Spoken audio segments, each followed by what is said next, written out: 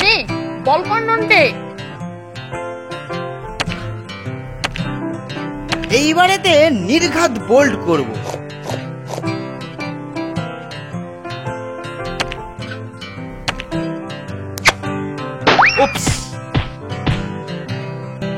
এই যে মানিক জোর, শুধু বল পিটলেই হবে?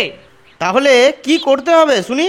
শোন, বালক ভোজনের জন্য স্যারের কাছ থেকে চাঁদা নিয়ে নিয়েছি। তোরা গাবলুদার কাছে গিয়ে জেনে নে বাকি কাজকর্ম কিরকম এগোচ্ছে।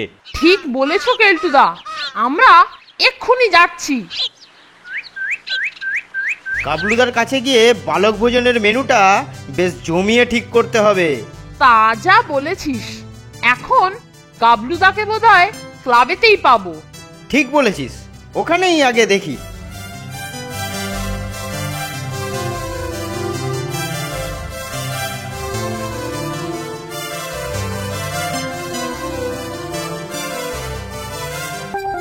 আরে এই যে গাবলুদা, তোমাকেই তো খুঁজছি। বালক ভোজন তো এসেই গেল, তা কালেকশন কিরকম হচ্ছে? বালক ভোজনের জন্য পাড়ার সবাই অর্থ সাহায্য করেছেন, এক গোসাই বাবাজি ছাড়া। কিন্তু গোসাই বাবাজি দিল না কেন গাবলুদা? কি বললে? বললে ভূত ভোজন করিয়ে অর্থনাশ করে কোনো লাভ নেই, বরঞ্চ সুদে খাটালে 2 পয়সা আসবে।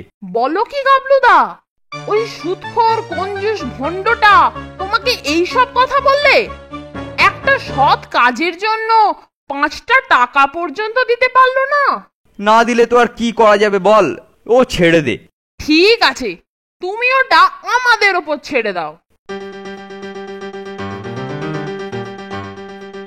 নন্টে ফোনটে, নন্টে ফোনটে। নন্টে, এই তালে প্যাকেটটাকে চটপট বের করে দে, কাজটা সেরে ফেলি। এই নে।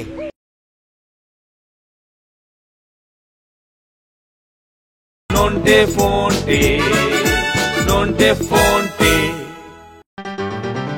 গাবলুদা বলেছে ছেড়ে দিতে, কিন্তু অমনি ছাড়বো?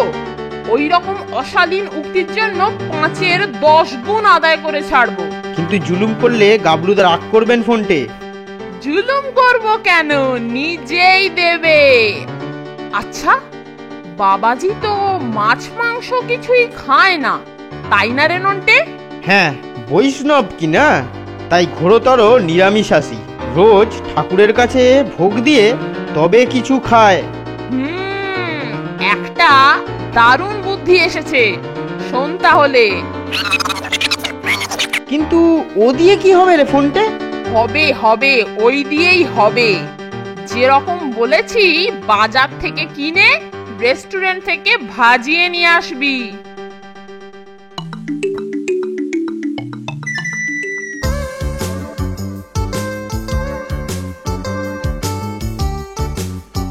ফোনটে, তোর জিনিসপত্র সব নিয়ে এসেছি। সব ঠিকঠাক এনেছিস তো? হ্যাঁ রে হ্যাঁ, সব ঠিকঠাক আছে, কোনো চিন্তা নেই। চল এইবার, দুপুর হয়ে এসেছে, গোসাইজির খাওয়ার সময় হয়েছে।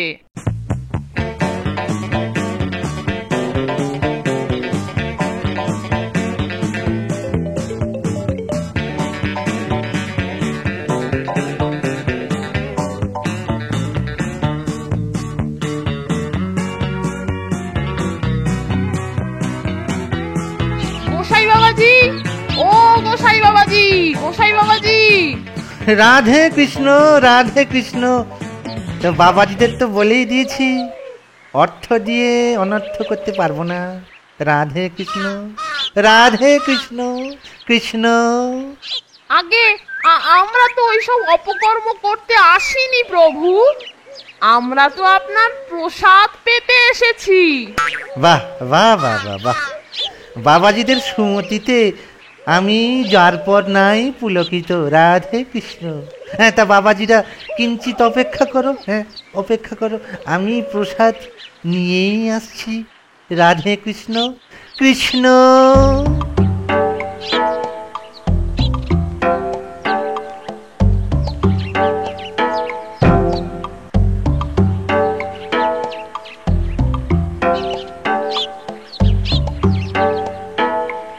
নন্টে, এই তালে প্যাকেটটাকে চটপট বের করে দে, কাজটা সেরে ফেলি। এই নে। রাধে কৃষ্ণ। বাবাজিরা এই ভোগ কেমন লাগছে গো? হ্যাঁ কৃষ্ণ। কুচো চিংড়ি সহযোগে ভোগটা অতুলনীয় খোলতাই হয়েছে প্রভু। এটা কি আর একটু পেতে পারি? এ? এ কি? এই রাধে কৃষ্ণ, রাধে কৃষ্ণ।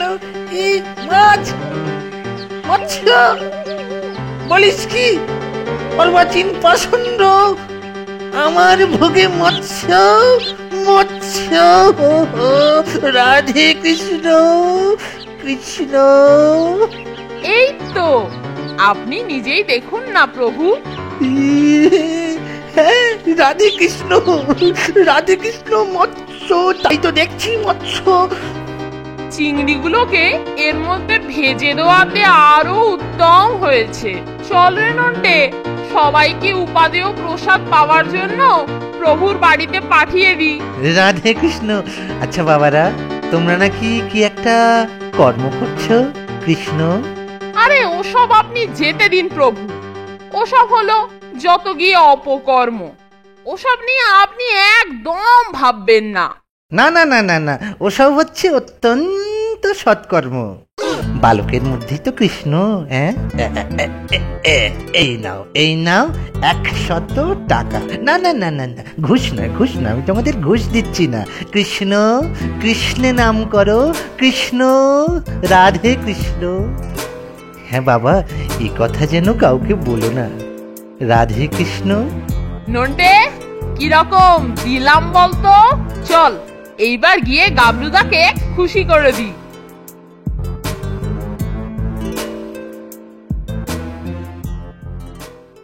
এই নাও গাবলুদা, বালক ভোজন উপলক্ষে গোসাইজির তরফে 100 টাকা। সে কি রে, তোরা তো ম্যাজিক জানিস দেখছি। আরে ম্যাজিক ফ্যাজিক কিছু নয়, শুধু একটু বুদ্ধির কেরামতি। কি বলিস নন্টে?